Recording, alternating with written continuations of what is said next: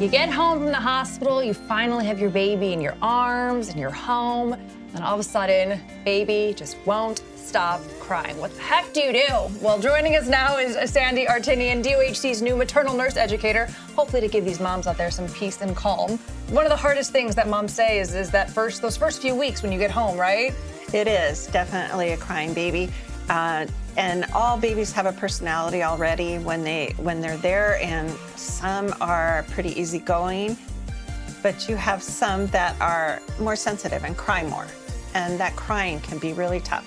So I know there's crying and then there's colic. What is colic?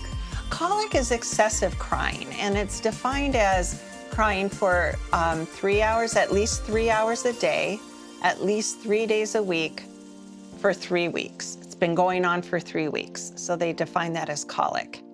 So let's just digest this a little bit more. If mom is trying to figure out how to know if it's just crying or it's colic, you said 3 hours a day, 3 days a week, 3 weeks in a row, right, means it's colic. What else do we need to know about the symptoms? Kind of what sets it apart is the baby is gonna have clenched fists.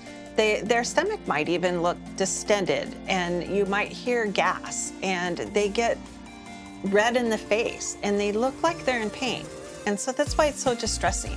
So we know there's no definitive cause of colic, but there are some tried and true methods that could definitely help, right? Tell us. Yes, all right, so movement. Colicky babies tend to and all newborns really like movement. So walking them around, rocking in a rocking chair, holding them, swaying them, rocking that way. Sometimes vibrations. You'll hear, I put my baby in the baby seat and stuck it on the washing machine, different things like that, or you have to drive the baby in the car. That's the only time they'll relax and stop crying. Sometimes soft music, dim lights, skin to skin is always good to try that, where you really have the baby's naked chest on your naked chest. Skin to skin can be helpful.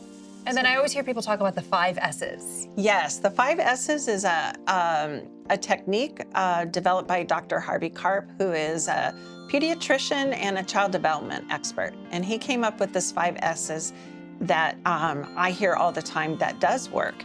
Let's go into detail about those 5 S's. Tell us. Okay, great. So the first one is you want to have your baby swaddled.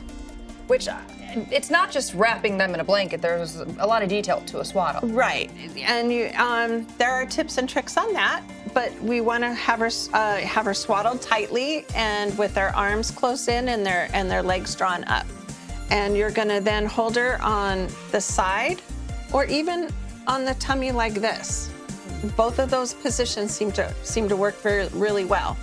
And then you're creating a womb-like feeling for the baby, so that's why you want them swaddled.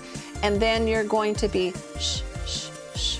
That's the sound that they heard inside of you in the womb. So we want that. So it's shh, shh, shh.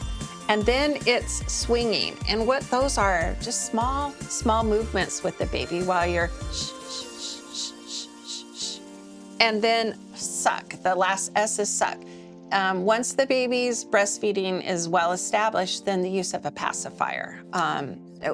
For pacifier use, we do want them to have good breastfeeding skills, and that's usually about 6 weeks. So that's the key, but some people will use a pacifier for this part because it works. So you're gonna swaddle, you're gonna hold your baby on the side or on the stomach, you're going to shh, shh, shh.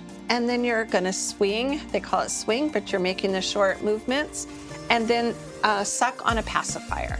So a great book, moms, if you're wanting to even go into more detail about this. So Dr. Harvey Karp wrote The Happiest Baby on the Block. I'm actually reading it, and he details all of these 5 S's, and he essentially calls it the 4th trimester, right? You're essentially trying to create, like you said, a womb-like atmosphere, because in theory, those 3 months after a baby's born, they still kind of want to be in the womb, right? It's a big adjustment for them too. Yeah. So yeah, and you can see videos of a baby that is screaming, and they do this technique, stops, they lay the baby down again and starts right back up again. It is effective. It takes practice, but it is effective. Do you need to do all 5 S's in that order?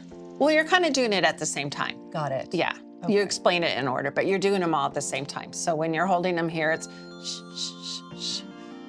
And this is something in theory you should be practicing on a doll ahead of time, right? There's classes teaching you how to swaddle, all of that. Is that what moms do? Yes, yeah.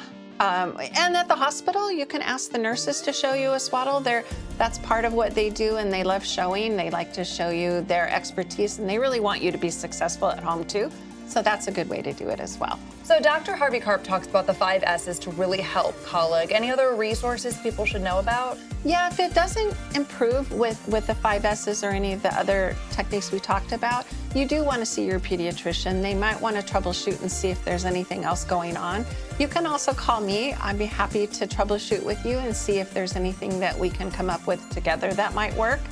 And then also be sure to have friends and family help you. Take turns. I love that. God bless the 5 S's to give mom a little bit of sanity, right? Yeah. Thank you, Sandy. Thanks. You're welcome.